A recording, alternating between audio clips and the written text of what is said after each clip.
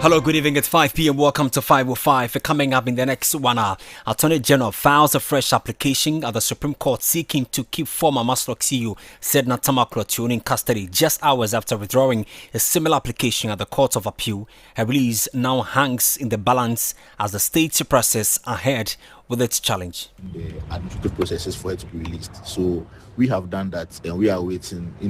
Wheels of justice, they move on their own speed and their own pace sometimes. So we are waiting to receive the necessary processes to proceed with.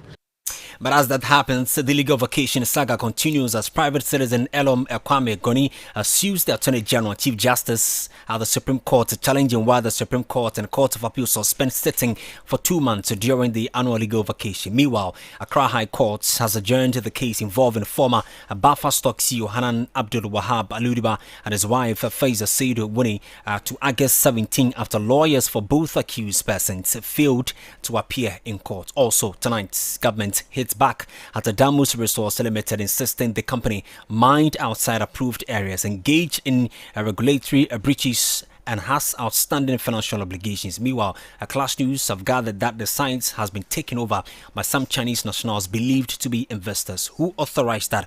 We have answers shortly. Tonight, Okada Riders Association of Ghana hits the street over delay in legalizing operations. And later tonight, Institute for Fiscal Studies questions the government's 2026 budget execution. It's 35.6 billion Ghana cedi spending shortfalls and unrealistic targets. The mid-year budget review a serious challenge. These are number one, poor budget execution. The 2026 budget outcomes in the first half of the year show that the budget is being poorly executed. And in business tonight, Ghana's private sector credit grows by 41.2%. We have more at 550. Of course, we have these and more stories plus some interesting analysis to do. Stay with us.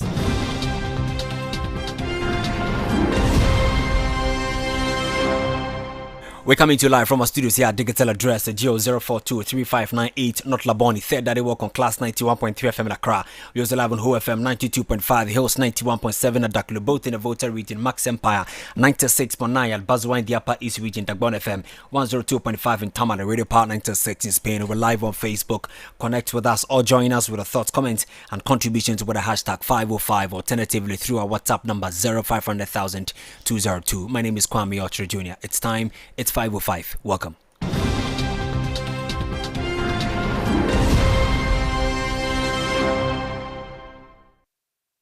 Well, to the very first story, the release of former Maslok CEO Sedna Tamaklo hangs in the balance as the Attorney General has filed a fresh stay of execution application at the Supreme Court seeking to keep her in custody pending the determination of the state's appeal against the acquittal. The move comes just hours after the state withdrew a similar application at the Court of Appeal on Wednesday, August 12, 2026, which was subsequently struck out. My colleague Caleb Ahinakwa joins me in studio with details of what exactly the application seeks to do. Caleb, good to have you on the show. Give us the breakdown of what these applications are. Right, so before we get into what the latest event is as regards moving this particular case up to the Apex Court, I would like us to take our listeners back to July 30 when the Court of Appeal acquittal came through.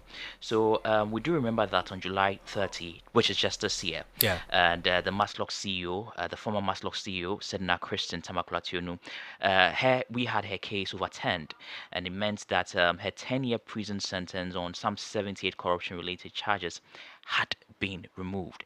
And the trial judge by the Court of Appeal shifted the burden of proof onto the appellant. The prosecution, we also told, failed to prove several charges beyond reasonable doubt. On that particular day as well, several counts on the charge sheet were fundamentally defective, and this essentially means that they failed to specify the particular act by which the accused, being said Natamaklo, caused this alleged financial losses. The prosecution also did not call key witnesses to confirm whether alleged sensitization programs had taken place. All of this happened on July 30, 2026.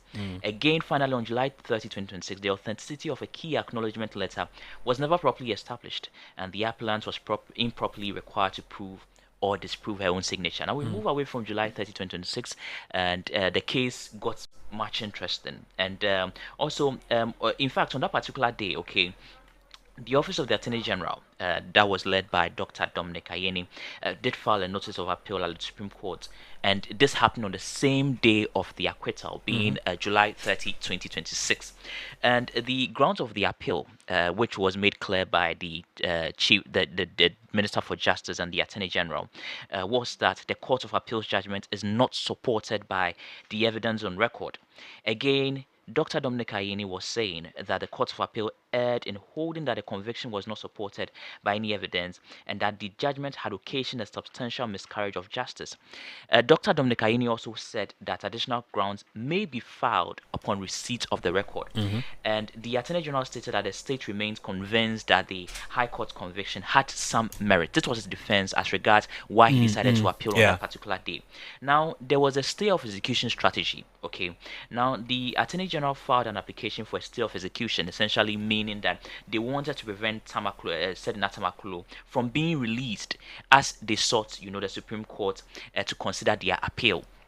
Now, the rationale behind this particular stay of execution was that Tamaklo had previously left Ghana during her trial, so they were scared that she'd run away again, and they had to obtain court permission to ensure that that wasn't done. If you recall, she ran away after obtaining some permission for medical treatment, and we didn't see her for a number of years, so the AG was scared. And so again, the rationale being that the acquittal, they wanted to allow the acquittal to take immediate effect that could enable her to leave the jurisdiction before the Supreme Court determined the appeal.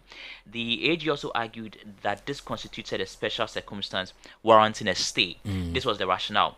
And so as it stands now, we are being told that just today, the state, which was led by the AG, withdrew the application at the Court of Appeal. And the Court of Appeal essentially struck the application following their withdrawal. The release warrant for Tamaklo was eventually signed following this particular withdrawal. And so the Attorney General again currently has immediately filed a fresh stay application at the Supreme Court, and we are yet to know how that will unfold. But these are the developments as regards Sedna Tamaklo Ationu. Very well. Caleb, thank you so much for giving us the breakdown. So that's my colleague Caleb Ahinakwa giving us the chronology of events as to the case involving the former Maslok CEO Sedna Ationu Tamaklo. There we'll get onto the phone lines and have some legal perspective on that. But let's listen to what earlier the counsel for Mrs. Sedna Tamaklo Ationu, Sydney Antonio, questioning the procedure used by the Attorney General to withdraw the stay application at the Court of Appeal, arguing that the states ought to have sought the court's permission since the matter had already been fixed for ruling. The administrative processes for it to be released. So we have done that, and we are waiting.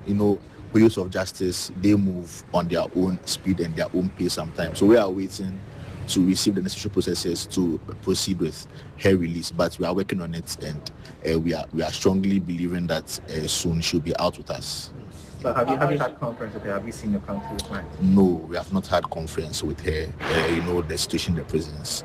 But we know that what we are doing is for her interest, and she also believes that what we are doing is for her ultimate interest and for ultimate release. So we are on the same page when it comes to the substance of what we are doing. So that's the counsel for Madam Tamaklo Ationu. That's Sydney Antonio. Let me speak with private legal practitioner Austin Bracco Powers. Counsel, I'm grateful for your time on 505. Good evening to you, Counsel. Kwame, yeah. You can hear me. Yes, I can hear you clearly. I trust you're doing very well. Very blessed. Yourself? I'm doing good, thank you. So the state withdrew an application, a stay application at the Court of Appeal, and within hours filed a fresh one at the Supreme Court. Really, what does this tell us about the state's legal strategy, and is this a sign of confidence or desperation? Kwame, let me say good evening to your listeners and to your good self. And Kwame, it's becoming embarrassing. In fact, anytime I hear that the state has, when I heard that the state had withdrawn or filed a notice of withdrawal, I was withdrawing the stay of execution motion that they filed. It's becoming embarrassing. And my question and my advice to the state is to stop pursuing this stay of execution against the Court of Appeal judgment because it is becoming embarrassing. We must understand the trajectory, Kwame. The thing is that the judgment was given on the 30th of July. The state filed a motion on the same 30th of July. Then it has been established that the state filed a notice of withdrawal of that particular stay of execution motion on the 10th of August. Don't forget that this was at a time where the Court of Appeal judges had been given a warrant by the Chief Justice to come and give their decision on the motion filed by the state. Now they came and the state says they have withdrawn the motion and had filed a subsequent application at the Supreme Court. I mean, the state must understand one thing, that the appeal before the Supreme Court will take more than a year in its determination. And if the state wants Sedina Tamaku, who had been freed by the Court of Appeal, to continue to remain in detention because it had filed a stay of execution and he has filed an appeal and later a stay of execution, the state must understand that they are trying to joke with the right of Sedina Tamaku, and that must not be allowed. Because we are dealing with the freedom of an individual who has been freed by a court of, in fact, not any ordinary court, but the second apex court of this country. And we must understand that a stay of execution does not stay in it until it has been determined. So even though the state may have filed a subsequent stay of execution at the Supreme Court, until the Supreme Court has finally made a determination on that particular motion, Sedina Tamaku is free. And the state must understand that. So the way the state is moving about the whole issue, trying to prevent her release, is not really sending the right signal. So, Kwame, my caution to the state, in particular the Attorney General, is that they should stop embarrassing us. If you have filed an appeal against the Court of Appeal, that is okay. But filing a stay of execution in order to prevent the release of Sedina Tamaku, when we know that, Kwame, a case in this country takes sometimes more than a year, sometimes 2, 3. If you are challenging the Court of Appeal decision, it will take more than a year for the Supreme Court to make a final determination. So why do you keep somebody who has been freed by the second apex court in prison? This is embarrassing. And Kwame, it's something we should not encourage. And Ghanaians must be able to speak against. Now, the conversation should be that it is not that the Court of Appeal has said in Tamaku has not done anything wrong. The Court of Appeal says the basis upon which she was convicted was not sufficient enough to grant that conviction and sentence. Therefore, she should be let go. So the state should stop worrying out with this stay of execution. It's needless.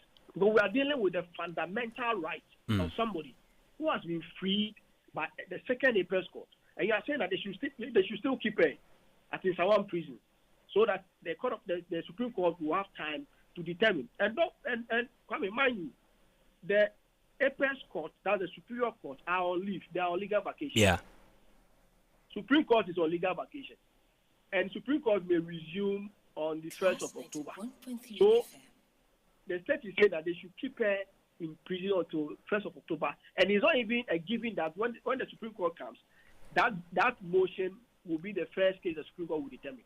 So the state should just go and withdraw and stop embarrassing us. They are just, because we are dealing with fundamental human rights. We're not dealing with somebody's property, whereby you can say that a stay of execution may be appropriate. But somebody's movement, freedom of rights, and you're saying the person should be there. And in fact, Kwame, there have been cases where people have been wrongfully incarcerated and subsequently they have been released by the appropriate court. So the state should just spare us this sort of embarrassment. The state is arguing that allowing the acquittal to take immediate effect could enable Madam Tamaku Ationu to leave the jurisdiction before the Supreme Court determines the appeal. How strong is this argument, and what conditions could the Supreme Court impose, such as travel restrictions, instead of ordering her continued detention? Kwame, the thing is, like I told you, until the Supreme Court makes a determination on this, and I doubt the Supreme Court will say that Sedina Tamaku should continue to remain in detention until the final determination of the appeal before them. I doubt it, because you see, the thing is that if you want to restrict somebody's movement, this is not the step to go. Sorry. If you want to restrict the movement of Sedina Tamaku, in other words, you don't want it to travel outside the jurisdiction, this is not the step to go. The step is not for a stay of execution, because the essence of the stay of execution, it is to stop order, is to arrest the judgment of the Court of Appeal, so that you prevent the Court of Appeals that from being executed. In other words, you are preventing her from being released from incarceration or from the prison, and that should not be the focus of the state. In fact, if the state argument is that she is flight risk, she may travel out of the jurisdiction, then the appropriate forum for the state to pursue this is not through self-execution. So when we say execution, you have said that they should continue to keep her in prisons until the final determination of the appeal before the Supreme Court. And that is not the route, Kwame. And I'm surprised we have a whole Department of Attorney General where we have legal minds, and they should know the best route. If you think she is flight risk and that you want to stop her from traveling needlessly out of the jurisdiction because of the past, then use appropriate routes. Restrict her movement, restrict her travels, and go to the appropriate court to restrict her travels, but not to the Supreme Court to ask for stay of execution. Because the essence of the stay of execution is to stop the judgment of the Court of Appeal from being implemented. And that is a different conversation altogether, Kwame. We must understand. I think the argument of the state and the processes they are far so far are not in the same realm. They are in disagreement. And the state must follow or must do the right thing, Kwame. From where you sit, what do you anticipate with this back and forth of expressing legal prowess? Kwame, the thing is that the state, in fact, let me commend the Attorney General, because when the whole judgment of the Court of Appeal came out, you would notice that public opinion was divided. In fact, public opinion was not even divided in the initial stages, because people felt that the government was in cahoots with the Court of Appeal to release certain Atamaklo. But until we were able to read the full complement of the judgment and appreciated the decision of the three wise men, we thought it was just one of the ordinary. But Kwame, we must understand that the Court of Appeal rested a decision based on the poor work done by the prosecution and nothing more. And this is one that everybody should know. The thing is that there's a difference between somebody has committed a crime and the fact that you have arranged or established the relevant evidence to secure or procure conviction. These are two separate games. The Court of Appeal said you did not have enough, or you did not build sufficient evidence or establish sufficient evidence to ground that conviction. That is a different conversation. The Court of Appeal did not say that Sergeant Atamako did not, in fact, participate in the activities he's alleged to may have participated in. So, Kwame, the state did a poor job. The state must appreciate and recalibrate its efforts and pursue the appeal. But the state must stop this needless interference. In fact, like I said, the Attorney General tried to appease the public by filing the stay of execution and later the appeal. In fact, he did well to appease the party. Beyond that, let the appeal rest before the Supreme Court and let Sedina Tamaku move free, because she has earned her movement, and stop this needless embarrassment. Counsel, thank you so much for your time this evening. So that's lawyer Austin Bracco Powers, who's a private legal practitioner. Well, still at the court, the High Court in Accra has adjourned the case involving former National Food Suppliers Association and the Buffer Stock CEO Hanan Abdul Wahab Aludiba and his wife Faiza Saidu Wuni to August 17, 2026. The adjournment followed the absence of lawyers representing the two accused persons when the case was called. The first accused, Hanan Abdul Wahab, told the court that his lawyer, Godfred Yebo Adame, was unwell and had been admitted to a hospital.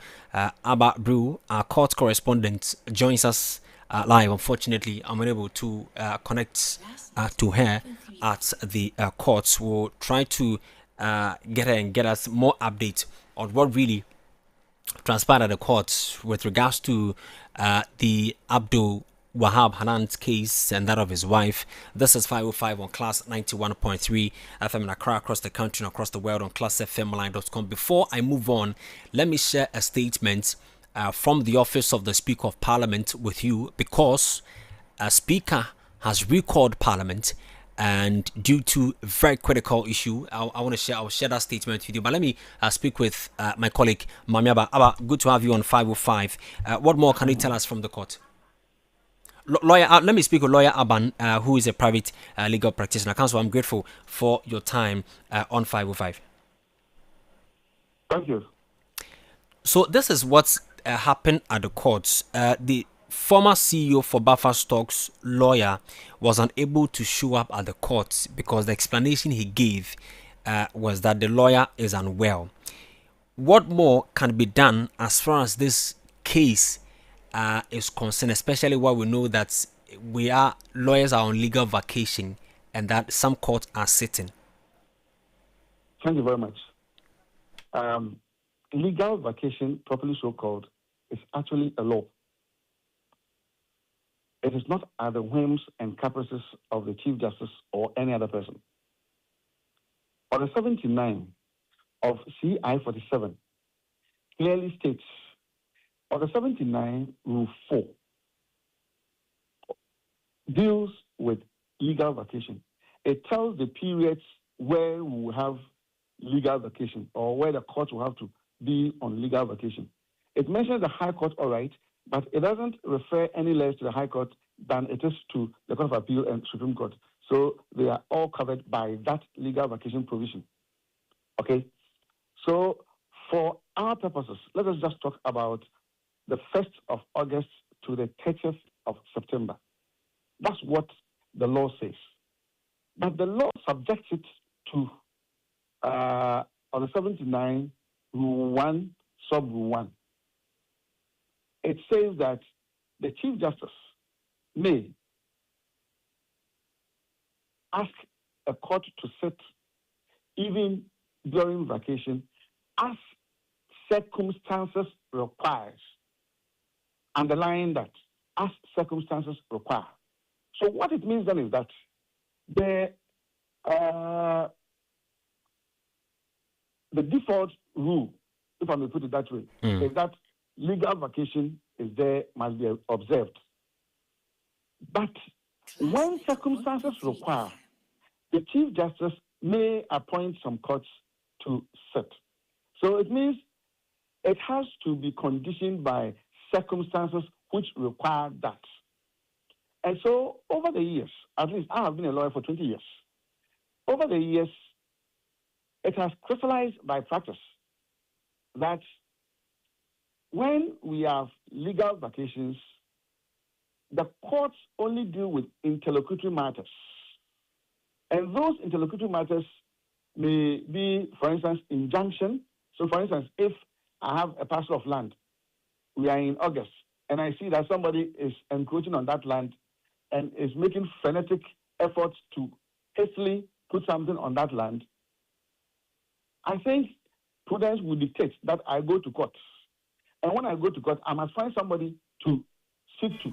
I must find a judge. And so it is for such purposes that we have vacation judges. And those vacation judges most often are given more courts than they themselves have. So if I should use Swedru, Winneba, and Kaswa as example, for instance, the judge of Court 1 in Kaswa is now manning 5 courts. His own court, Court 2 in Kaswa, then Court 1, Court 2 in Winneba, and then the High Court in Swedru. So he's running 5 courts. So he sits in Kaswa on Thursdays and Fridays.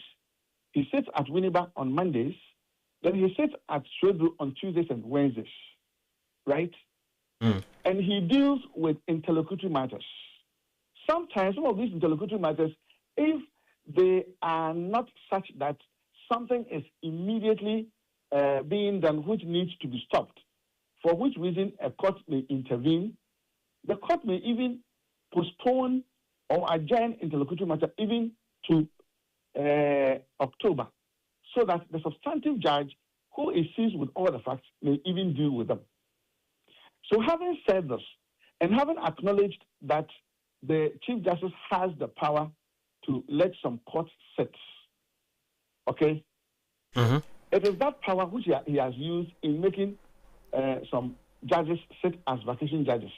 Now, in the case of Edubuahin and Bufferstock and Mustafa Hamid, that he has issued warrant for the case to be continued.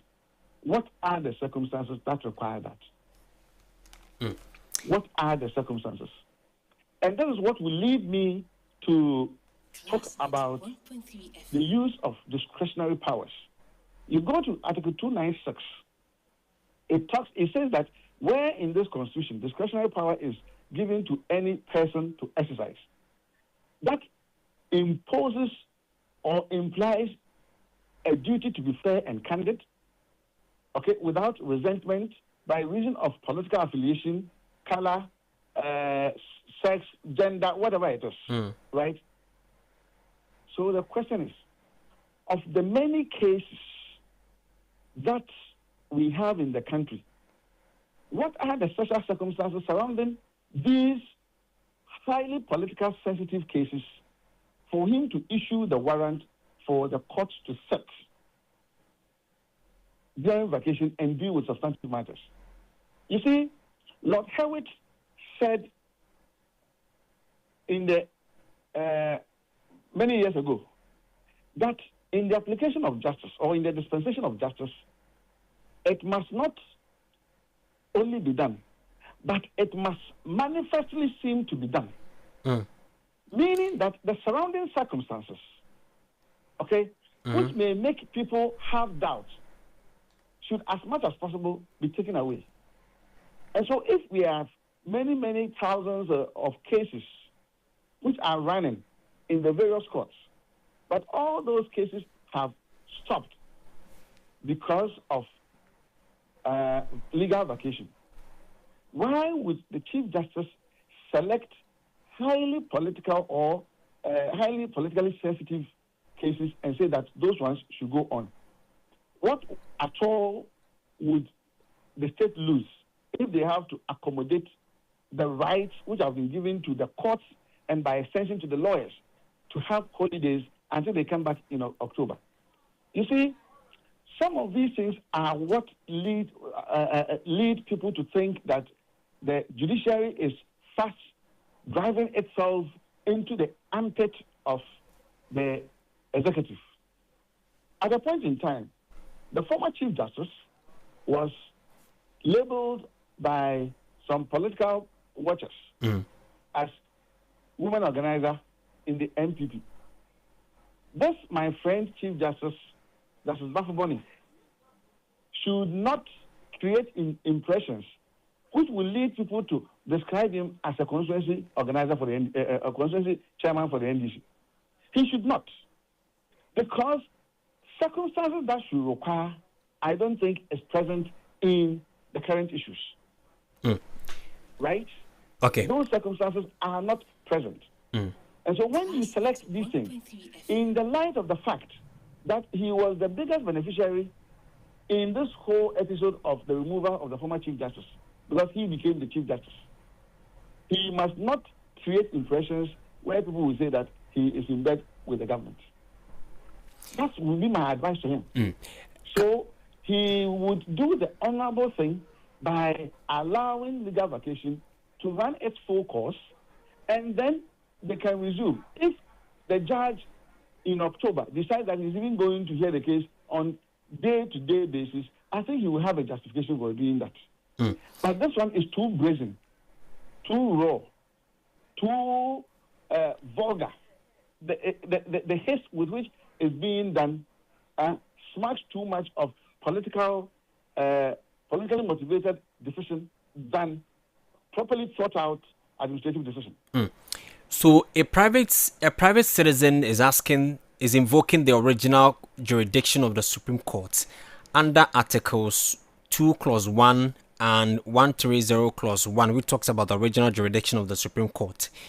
He's asking the Apex Court to determine whether the practice of suspending sitting of the Supreme Court and the Court of Appeal for continuous 2 month period is legal during the legal vacation is constitutional. Where is the error here? Is it the fact that the 2 months legal vacation still has court sitting, or it is about the pick and choose of the cases being addressed by the court within this period? You see, I believe that we all understand that individuals, when they are at their respective job markets or workplaces, get their annual leave, right? Mm-hmm. In the court structure as we have it, the superior courts of record, by this I mean the High Court, Court of Appeal, and Supreme Court, they sit throughout till we get to July 31st. Of course, from 23rd December to 6th January is also legal vacation period. Then we have Easter Tuesday to the Friday succeeding. Those ones are also vacation stated in the law, in the rules.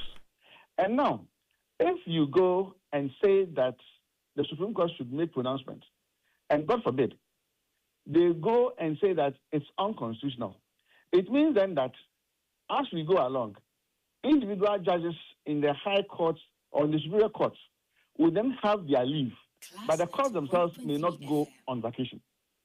But we have to weigh it against the practice in the other common law countries, which is similar, if not the same, as we have in Ghana.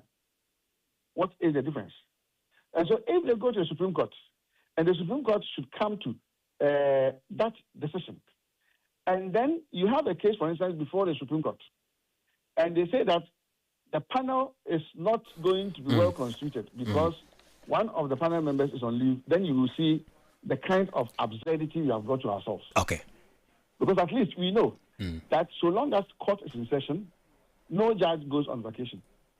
Now, the only exception is that the few judges who are made to sit during the vacation, when the courts resume, then they go for their vacation. And so there will be a relieving judge to deal with it. And so usually the practice has been that if it happens that your judge who is dealing with your substantive matter has also been appointed as vacation judge, he usually seeks the permission or he seeks the consent of the two lawyers who are in the case that, you know what, I'm sitting on vacation. Then the two lawyers will say that, okay, because you would go on leave after the vacation period, we would want to take advantage of your sitting during vacation and deal with our substantive matter. And the court itself will even have to state that expressly on the record to show that the substantive matter is being held during vacation because the two lawyers have given their consent. Anyway. And that has been the practice. Very well. But you see, this is a matter of public importance. And let me express my own views. Counsel, just a minute because of time, respectfully. Okay. Every time that the Supreme Court or the judiciary gets the opportunity to assert their independence, they mess it up. One example was when the former Attorney General went to court to say that criminal cases, when there's a change in the judge or a transfer of the judge, should continue from where it was left off instead of doing de novo. That's one way that we destroyed it. The second thing was when we had 3 Supreme Court justices sit on Getu Tokonu's issue.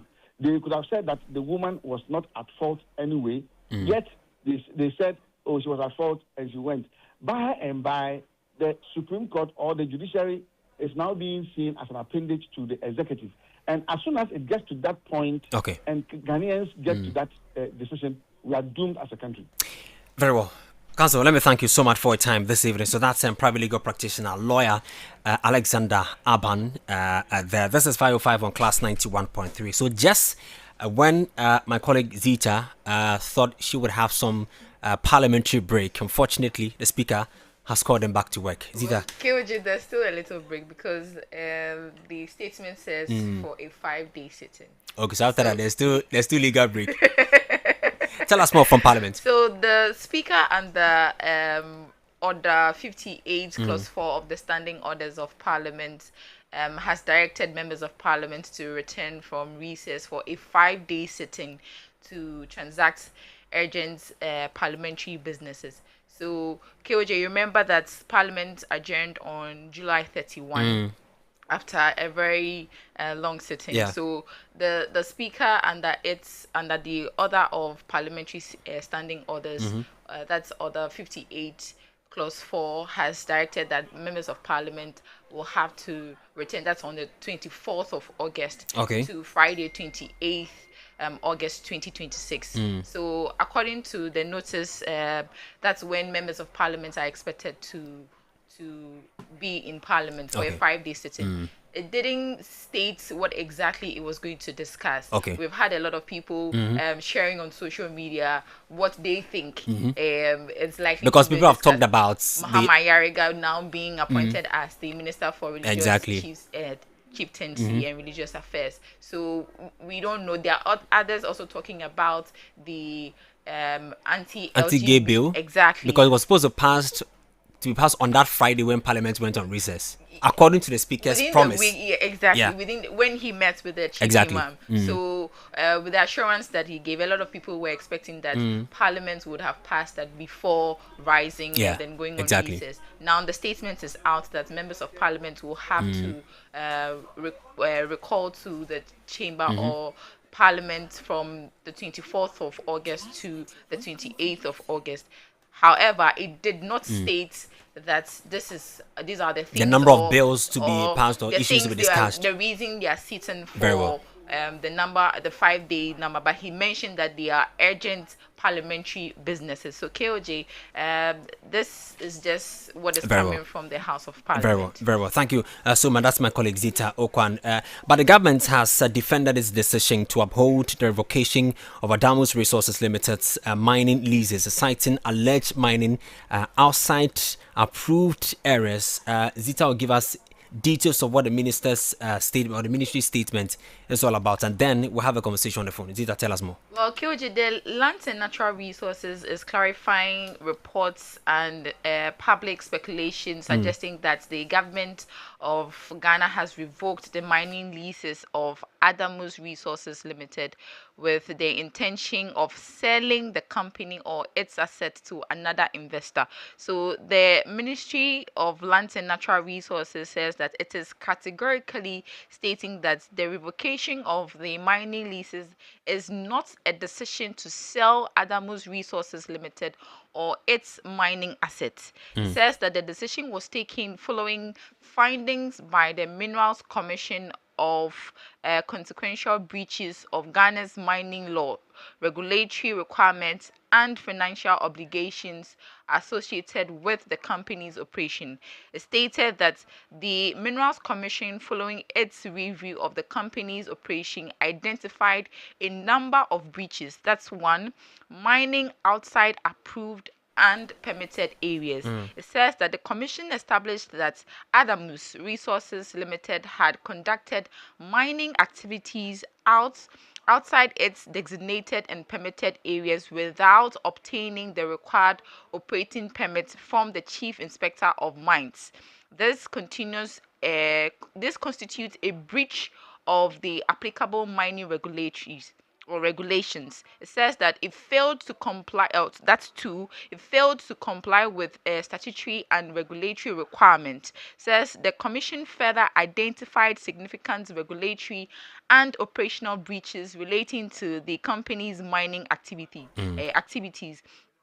These breaches undermine the regulatory framework established to ensure that mining is undertaken responsibly. And three, it says that financial defaults. Says the company or the commission also established that Adamus Resources Limited had outstanding financial obligations and defaults arising from its mining operations. Government's position is that holders of the mining rights must comply not only with the technical and environmental conditions attached to their leases, but also with their statutory financial obligations of the state. And it goes on to say that with revocation, the ministry wishes to emphasize that the revocation of a mining lease should not be misconstrued as a government decision to sell the affected company. That's Adamus Resource Company Limited. Very well, thank you, Zita, so much for giving us that breakdown. Let me speak with Mahmoud Kabori, who is the spokesperson to the Minister for Land and Natural Resources, Iman Amakofibwa. Kabori, good evening to you. I'm grateful for your time on 505. We've seen the statement from the ministry. We've also seen the response to the revocation by Adamus, describing the decision as shock and disappointing. First of all, what evidence did the Ministerial Review Committee rely on in affirming the breaches by Adamus Resources Limited? Good evening to you, KOG, good evening to your terrorist listeners, and thanks so much for having me on your platform. First of all, it is very important to ask the very fundamental question that has Adamus been able to respond to any of the issues that have been raised by the Minerals Commission, by extension, the regulator of our mining industry? And again, do we sell mining companies in this country, or we give some mineral rights to companies to mine over time? These two questions are very fundamental to the discussion that we're having.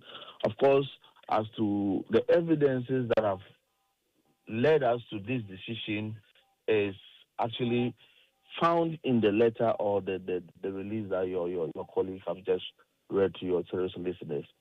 Fundamentally, you do not operate outside a boundary or designated area that has been given to you as a mining company, because you are mining within your designated area, because that is where all regulatory agencies, you can talk about the Minerals Commission, you can talk about the EPA, you can talk about the Water Resources Commission, have done thorough work and have understood, come to terms to understand that, look, this area, once you are operating, has no negative environmental impact.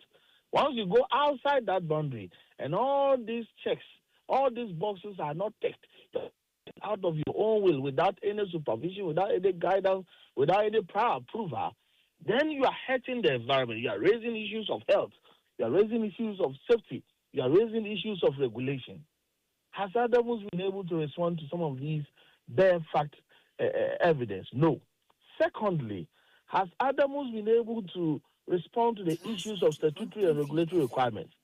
For instance, you identified that regulatory operational breaches relating to the company's activities are very open in a space for everyone to see.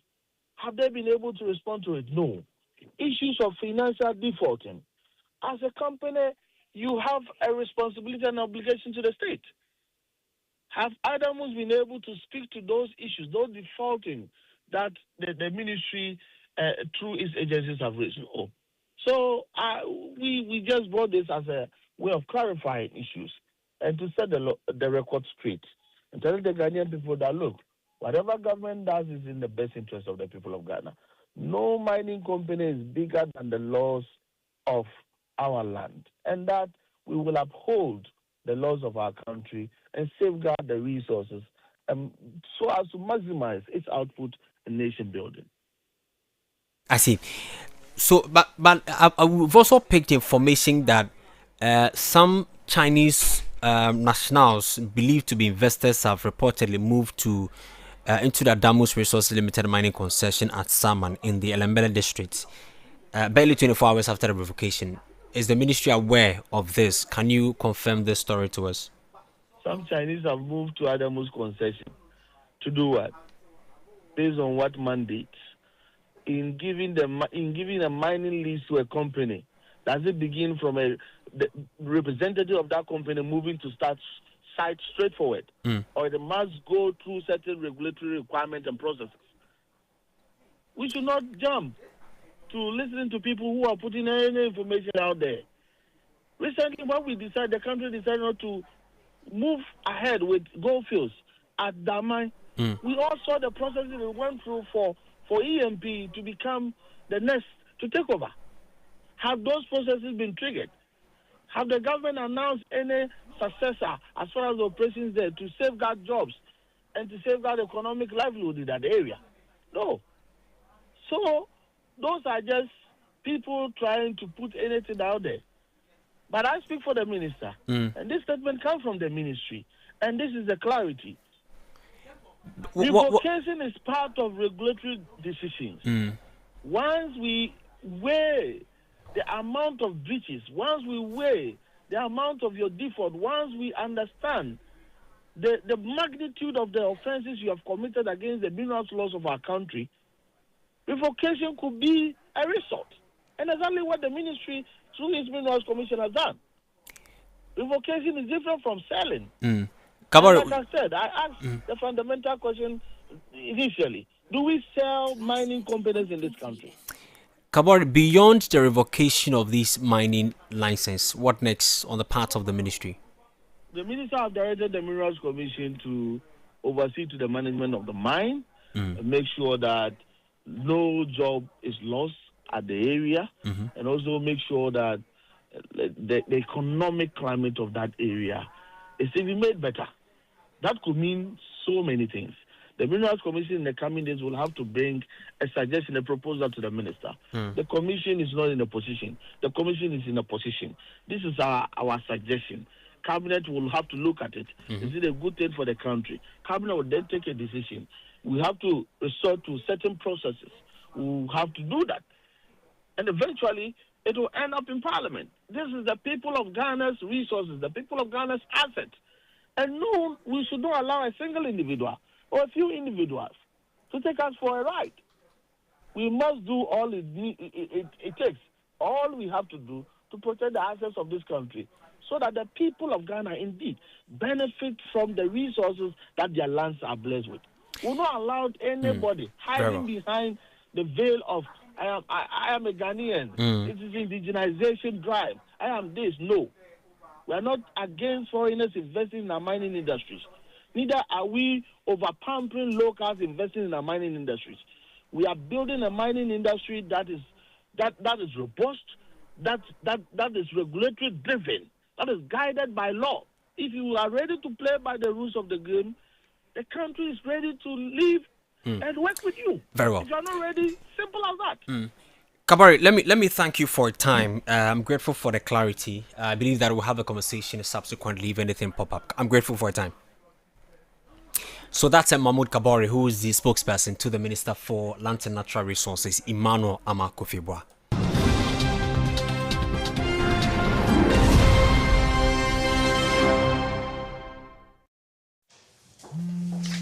Hello? Charlie, I'm at the library. Why do you keep calling me? Wait, question. What's the capital of Burkina Faso? Ouagadougou. Bye. Wait. Which planet is the hottest in the solar system? Venus.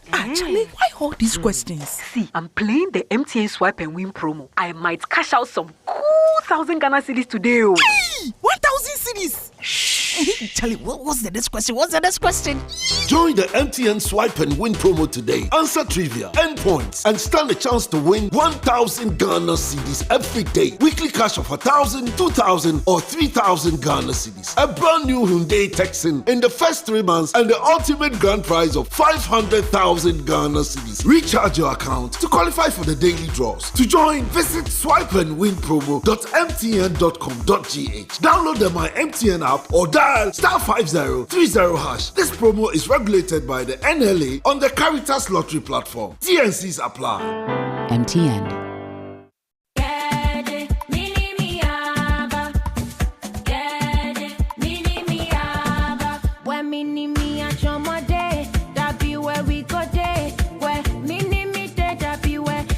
Go day, say it, but yeah. Mini me a chomo, crunchy. Chilling with friends. Mini me a chomo, tasty. Take chuck your hunger. Mini me a chomo, crunchy. Break time, please. Mini me a chomo, tasty. Mini me a chomo, mini me a chomo, mini me a chomo. Come and taste the fun. Mini me a chomo, mini me a chomo, mini me a chomo. Come and taste the fun. For the laughter, mini me a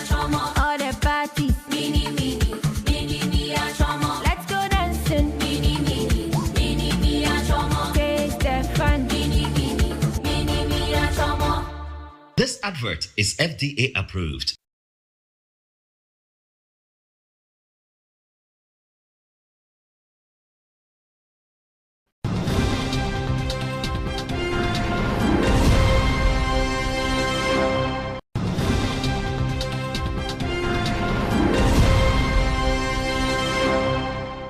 Hey, welcome back from that quick commercial break. This is 505 on Class 91.3. To some other stories, the government's failure to spend 35.6 billion Ghana cedis of its planned first half expenditure has come under criticism from the Institute for Fiscal Studies (IFS), which says poor budget execution is hurting economic growth. Presenting its review of the 2026 media budgets, a senior research fellow and acting executive director of IFS, Dr. Said Duboache, said governments had planned to spend 172.5 billion Ghana cedis, including arrears payments, in the first half of the year. However, actual expenditure fell short by 35.6 billion Ghana cedis, representing 20.6% of the budgeted amount. Capital expenditure fell short by 40.35 billion Ghana cedis, representing 39.3%, while arrears payments were below targets by 8.64 billion Ghana cedis, or 61.8%. Listen. The media budget review has serious challenges. These are: number one, poor budget execution. The 2026 budget outcomes in the first half of the year show that the budget is being poorly executed. While the government planned to spend 172.5 billion, including arrears payments, in the first half of the year, as stated earlier, as stated by Dr. Ado, its actual expenditure fell short by as much as 35.6 billion Ghana cedis, representing 20.6% of the budgeted amount. Again, as stated earlier, capital expenditure fell short by as much as 14.35 billion, representing 39.3% of the budgeted amount. And arrears payments fell short by 8.64 billion, representing a whopping 61.8% of the budgeted amount. So that's the executive director for IFS. Dr. Boache said the expenditure shortfalls are particularly concerning because capital expenditure and arrears payments are critical to economic activity and growth. He attributed a shortfall largely to domestic financing, which fell below a target by 67.2%, while governments simultaneously placed 15.6 billion Ghana cedis into a sinking fund that was not included in the budget. Why did the government not spend as needed? While it is true that revenue mobilization and foreign borrowing for the budget financing fell short of their targets, these cannot fully explain the large. In fact, the combined shortfall of total revenue and grants and foreign borrowing amounted to only 8.39 billion, which represents less than 1/4 of the total expenditure gap of 35.6 billion. Indeed, the huge shortfall in government spending is mostly attributable to large shortfall in domestic budget finance. Domestic financing of the budget fell short by as much as 34.45 billion, representing 67.2% of the budgeted amount. So the reason why the government couldn't spend as planned is that there was a big shortfall in domestic finance of 67.2 billion. So that's Dr. Boache there. Nanajima Prempe is here. Prempe, what more can you add to business? Right, KOJ. So today be International Youth Day. The Minister for Youth Development and Empowerment, George Opariado, has announced plans to redirect a majority of national service personnel into the private sector under a new retention agreement aimed at improving employment opportunities for young graduates. Speaking at the National Youth Conference in Kumasi, the minister said private sector organizations participating in the initiative will be bound by an MOU to guarantee job safety. Through the National Service Authority, we are strengthening the transition from school to work. We are coming up with a program called the GRICS program, where people who finish national service will be given some form of extended work, because we've seen, the data tells us that the average national service student who works with a government agency spends between 4 to 10 years before he finds employment. And those who go through the private sector spends a minimum of 1 to 3 years to find job. And so in the coming days, a lot of our service personnel will not be posted to the government sector anymore. We intend to push many more into the private sector, where the real jobs exist. Because we all know that the government sectors are choked and there are no jobs in there. And so we are meeting with the private sector to engage. So yeah, the Minister of Youth Development and Empowerment, George Opare Adu. On the international front, African airlines and their industry representatives have pushed back against attempts to make airlines and passengers pay for government-run advanced passenger information and passenger name record systems, insisting that border security is the responsibility of the state. So that's it for business. Back to you, KOJ. Thank you, Nanajiman Prempre, for bringing us business. Let's do some of your messages that have come through our WhatsApp console about who is ready to see our first set of winners drive away with amazing prizes. These lucky winners participated in the My MTN 30 promo and are now reaping the rewards. And guess what? We are giving away 3 brand new Land Cruisers plus exciting cash prize. The Land Cruiser, I know I'll get one pair because as part of this promotion. Come join us live at Ken City, Medina Zongo Junction this Thursday, that's tomorrow, 13th of August 2026 at 10 a.m. You can also catch the action live on Peace FM and Joy FM from 10 a.m. Come celebrate with us as we hand over the keys, the cash, and the smiles, and let's stay connected everywhere you go. MTN, everywhere you go. Review Scratch for when is here. Just dial star 850 star 5 hash and play the game on all networks. Choose class 91.3. Select stake amounts between 5 cities and 2,000 cities. Choose your lucky card out of 5 options. Confirm gameplay and enter your Momo pin. Receive your game results and win it instantly. It is easy, fun, and exciting.